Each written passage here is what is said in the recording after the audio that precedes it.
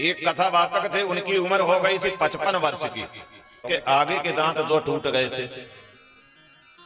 आगे के दो दांत टूटे थे, तो जब वो बोलते थे तो उनके मुंह से थूक निकलता था, तो थूक जो है निकल निकल के भागवत जी के ऊपर पहुंचता था। तो एक लड़का कथा सुनने के लिए आता था, नौजवान लड़का 20 वर्ष का। उसने महाराज जी के पास में आया, कहा महाराज जी और तो सब ठीक है, लेकिन आप बोलते हैं तो आपके मुंह से थूक निकलता है, ये अच्छी बात है, और वो भी ग्रंथ के ऊपर पड़ता है जाके। तो महाराज जी ने कहा कि मन में सोचने लग गए महाराज जी कि देखो ये मेरा जो है थूक देखता है, कथा सुनाता उसको नहीं सुन रहा, ये इसका ध्यान कहीं और ही है। महाराज जी ने उसको कहा कि ठीक है बेटा, कल सुधारने का कोशिश करेंगे।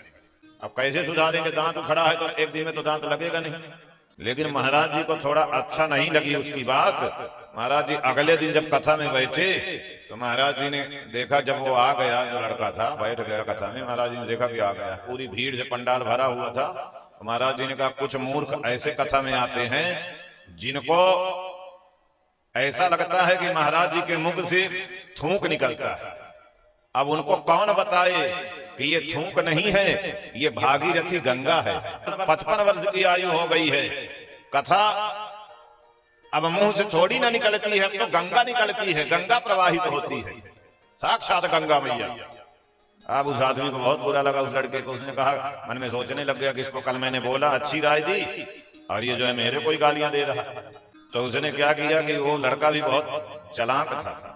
उसने कहा रुको महाराज, मैं आपको अगले दिन बताऊंगा। जब तीसरे दिन महाराज जी ने कथा शुरू करी तो वो लड़का कुछ लेके आया अपने घर से, एक पन्नी में बांध करके इतना सा।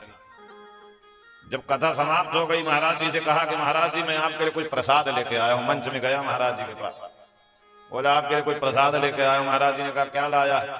उसने कहा कि महाराज जी आप मुंह खोलिए, मैं अपने हाथों से वो प्रसाद आपके मुंह में डालूं। तो जैसे महाराज जी ने मुंह खोला, वैसे उसने पन्नी खोल के मुंह में जैसे पड़ा, तब महाराज जी को लगा कि कुछ राख जैसा डाल दिया मेरे मुंह में, राख जैसा लगा। तो महाराज जी ने कहा क्या डाल दिया मेरे मुंह में?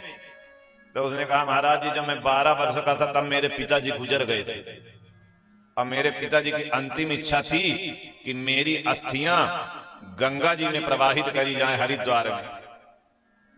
तो महाराज जी मैं तो गंगा जी जा नहीं पाऊंगा, व्यवस्था नहीं हो पा रही, मैंने सोचा गंगा जी यहीं आ गई हैं आपके मुंह में, तो अब वहां जाने की क्या जरूरत है, इसलिए पिताजी की अस्थियां हमने आपके मुंह में डाल दी। महाराज जी ने चिमटा उठाया, खदेड़ लिए उसको, बोले दुष्ट,